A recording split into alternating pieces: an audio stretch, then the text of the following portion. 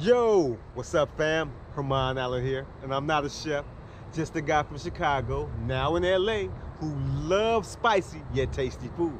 And I'm inviting you on my journey to discover the hottest, most flavorful dishes. So without further ado, let's get fired up.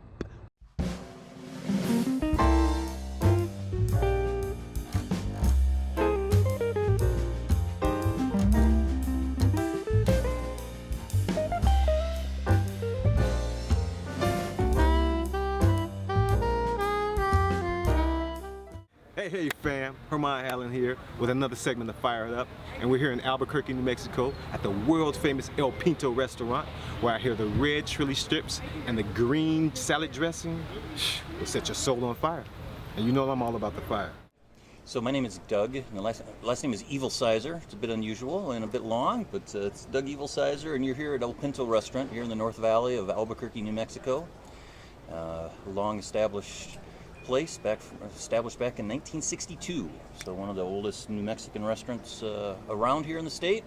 And the family actually established the very first New Mexican restaurant back in 1939 down in southern New Mexico. Can you tell us some of the most famous or popular items on the menu? So here at El Pinto, we're known for our chili, like many places, many New Mexican restaurants, but it's distinctive here at El Pinto with our chili growing out of the Hatch Valley in southern New Mexico. So you have your red chili, you have your green chili at various heat levels, and New Mexican cuisine is distinctive from Mexican food really due to that chili. So with other foods like Mexican food, chili may be used as a spice. Here with New Mexican cuisine, it is your main dish. It is part of the dish, and the dish really isn't quite the same without the chili smothered on it. Okay, right on. Okay, that's all right. But as for what some of the most popular dishes are, Food Network named our red chili ribs the number 3 ribs in the nation. So they're not barbecue ribs, these are ribs with red chili, so those are very famous. And our most ordered item is our green chili chicken enchiladas. And unique here at El Pinto, a very customary way to order that with New Mexican cuisine is with an egg on top.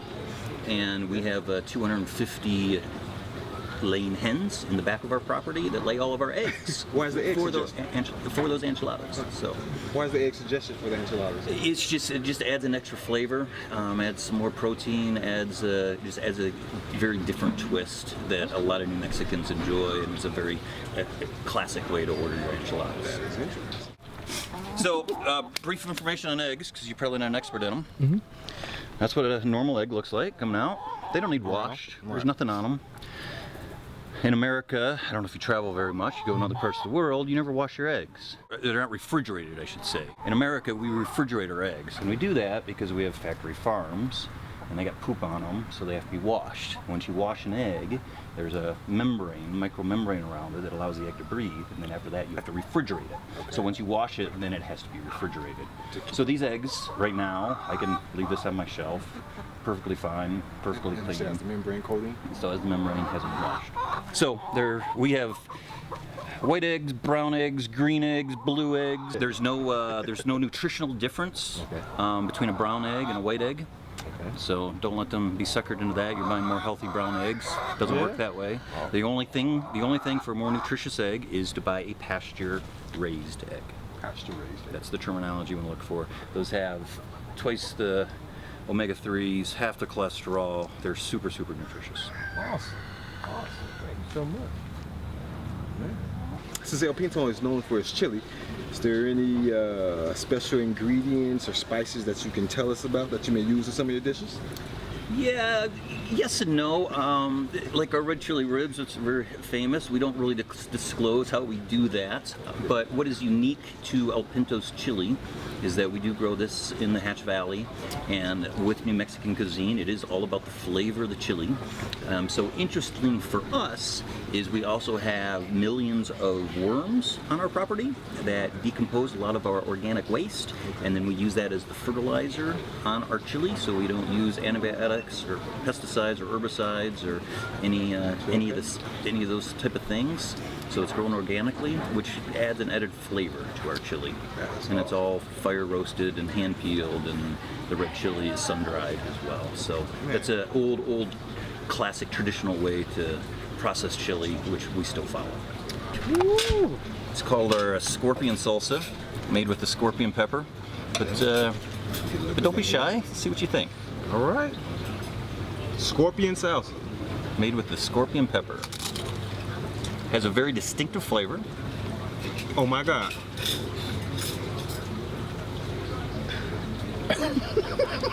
There was been some chili wars as to who has the hottest pepper in the world. So that is hot. This is arguably the hottest pepper, although Guinness World Records did say another one was. But many people could argue how they did their measuring because they don't really know how to measure the heat of chili. Now, we only used a couple scorpion peppers in this. I mean, there was a half a pound, and we made a huge batch of salt, and half a pound of scorpion peppers is all that was in there. Okay. So have some more. Enjoy.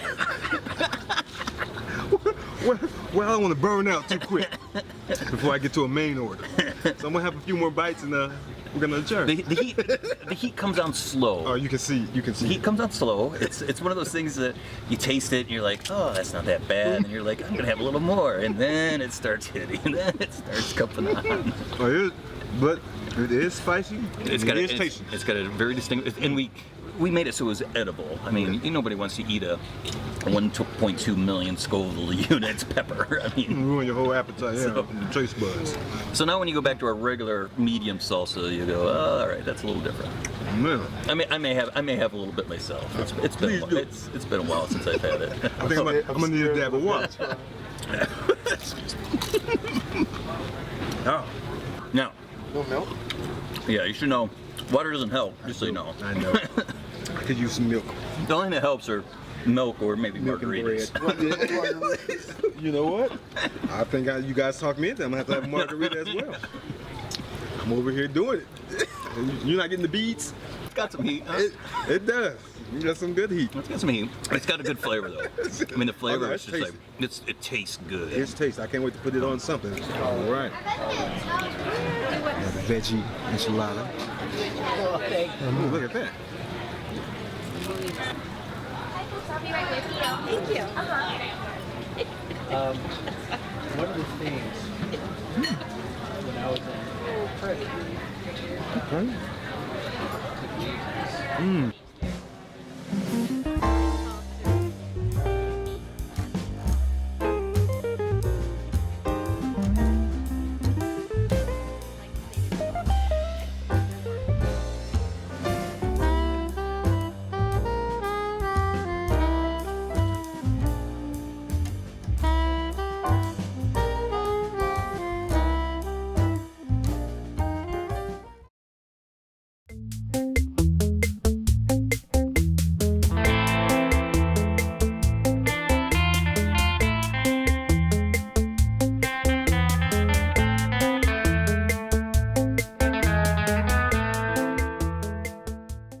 Vegas now doing your thing. West Coaster. That's right. What's up, man? So what's happening in Vegas? What you doing out here? What's happening? Well, I'm cooking, man. Yeah, I came out here.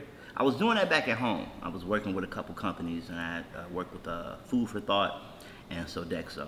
And once I got into cooking, it's always kind of been a passion. And as a kid, I always wanted to eat and live a certain way. So like once I kind of got into it, the job was an accident. I was like, yo. It was working out for me. I was able to provide for myself at home without working for myself and only 3 days a week. So I was like, I can probably really do this.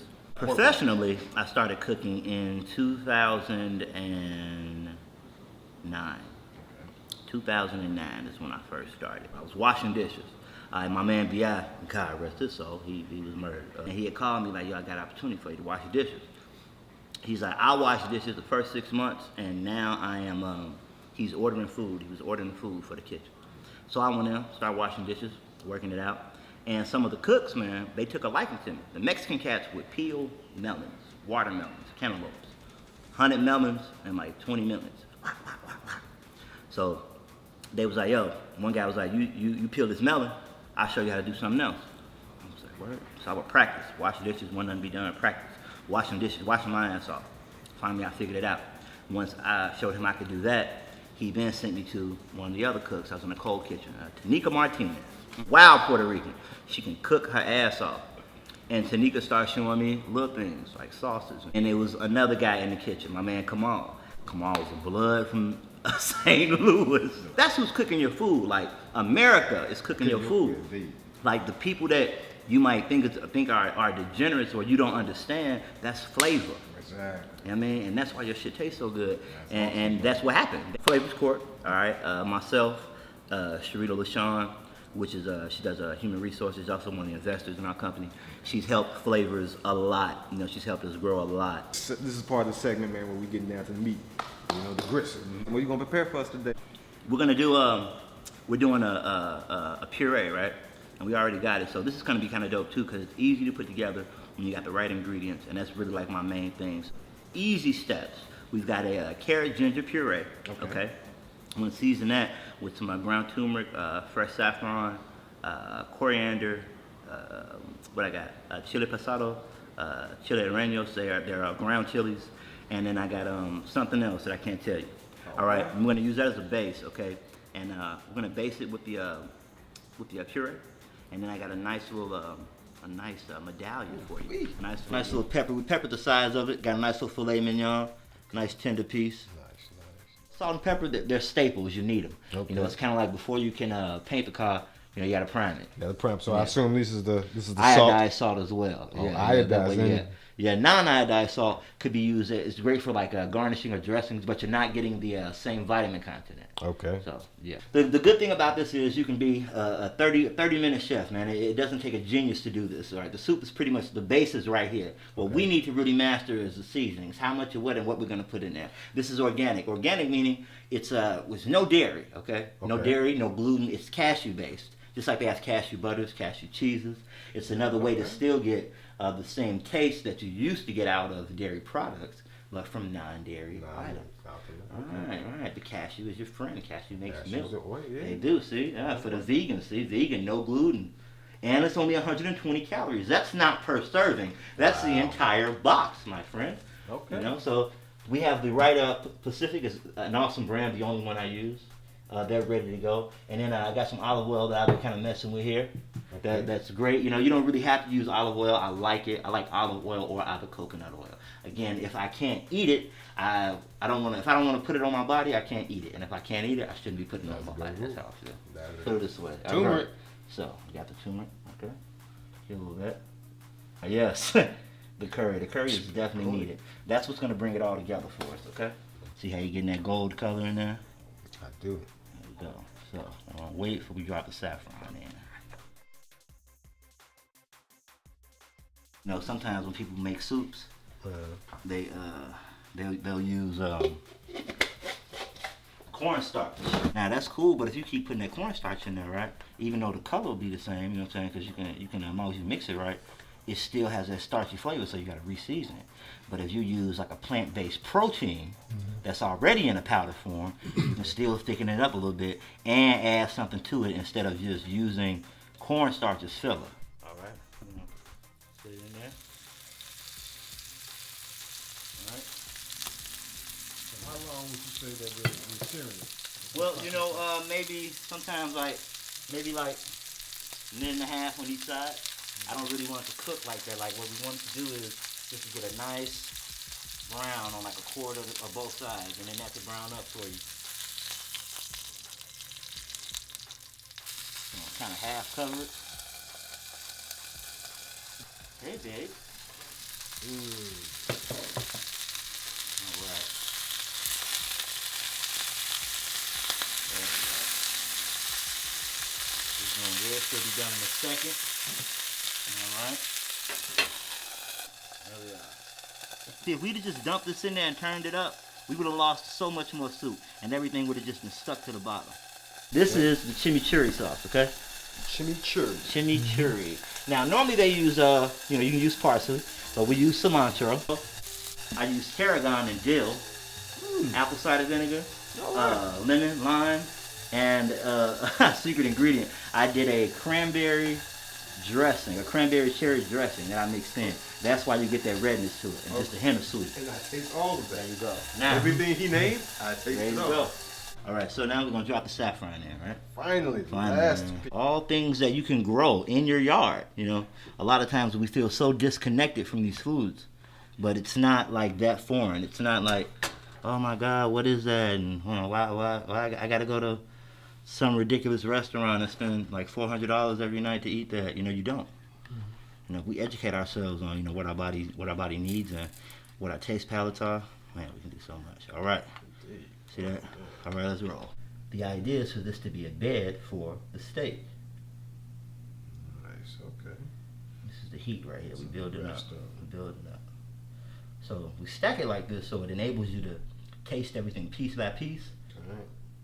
So they all sit right for you. Nice. We've got the chimichurri sauce that we were talking about, right? Okay. All right. So we got the spicy, the smoky, and the hot right here with the curry ginger cashew soup. Okay. And we bring that up right here. This is the highway right here. This is the Martin Luther King of filet mignons. Okay. You're gonna overcome after you eat this. All right, he's gonna bring two different worlds together. That's right. The chimichurri and the tanginess, and the heat from the curry we got there. So we're just gonna kind of drip them over. Let's get the dust of the saffron. We don't need much. The table. You know, you eat with your eyes, man. You ever heard your mom say, don't eat with your eyes? She would tell you that for a reason, because sometimes stuff looks so good, and you might not really be able to, you know, enjoy it all. But this is why we do small portions, and we just pack a lot of flavor. We've got a curry coconut puree, okay? Curry cashew puree. Curry cashew puree. Filet mignon medallion with Italian breadcrumb, and it's topped with a chimichurri sauce. Filet mignon. And garnished with fresh dill, and not fresh, but dry dill and saffron. Time for you to eat. Man, I'm fired up. I'm about to taste this wonderful filet mignon he just cooked up for me. We're gonna try this puree first, the spicy coconut puree. Let me see what he's talking about. That is spicy. Indeed. And damn good. Ooh, I can't wait. Oh, that's spicy. Yes, sir. Let's do it. Oh, okay. Yeah, they cut Juicy. See that? Oh, man. No problem. And so, what is this again? Filet mignon. The topping? the topping. Chimichurri. When you do that, just taste the meat without Just taste the meat.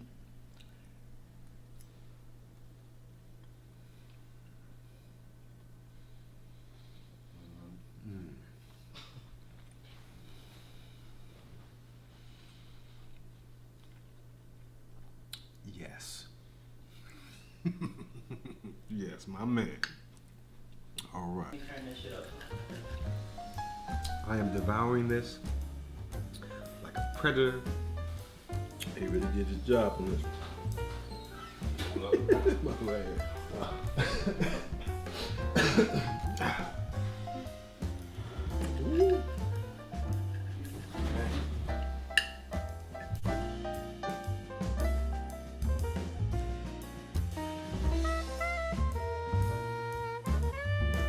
Wow. Just the right amount of seasoning, just the right amount of spices. Excellent.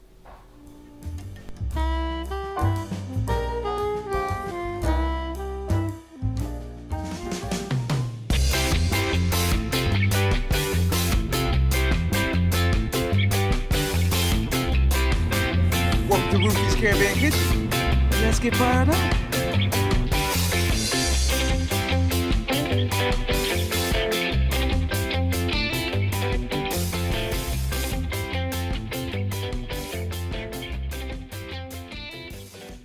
My name is Ruth, my last name is Clark, and I'm from St. Lucia. We're located somewhere between Barbados and Martinique. Well, Caribbean people, we love cooking. It's a culture thing. We love food, we love to feed people, and we come from large families, so we're always cooking. I love dabbling with different flavors for my foods. My favorite dish would be the one that I most enjoy eating, and that's the curry goat. I really enjoy cooking, and I cooking that particular meal. And my fascination with that particular meat is a lot of people have not had that experience. And so when I prepare it, I will have them guess what meat it is. And most times they would say, well, it tastes like beef. And to me, when they say that, it's a very big compliment on the way the meat was prepared. Because goat meat can be gamey if you don't know how to prepare it. So the dish I would like to prepare is the jerk chicken, and I could give you a process how we cook in St. Lucia. It varies with other islands how we prepare our jerk chicken, because some people barbecue it. We stew it. We stew the chicken, and the process of stewing it is we create this coloring from scratch. And after we caramelize the sugar to make the coloring, we toss the seasoned product in there, which is the chicken. Get that nice golden brown color to, and the flavors in there already. Then we add the jerk sauce to the whole pot, and that's where you get the mild jerks. And but in order to get that real jerk sensation, then we reapply the jerk sauce upon the order as the customer asks for the order. All right, I'm about to have a spicy jerk chicken, St. Lucia style.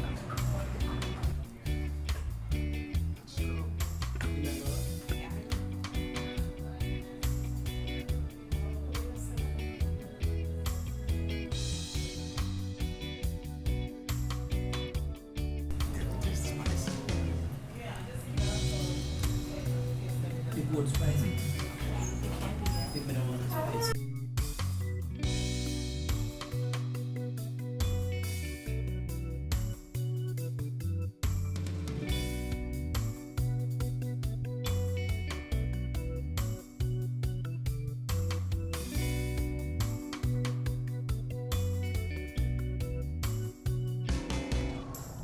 Woo! That jerk was special. I hope you enjoyed yourself at Ruthie's Caribbean Kitchen. I know I did. See you next time on Fired Up.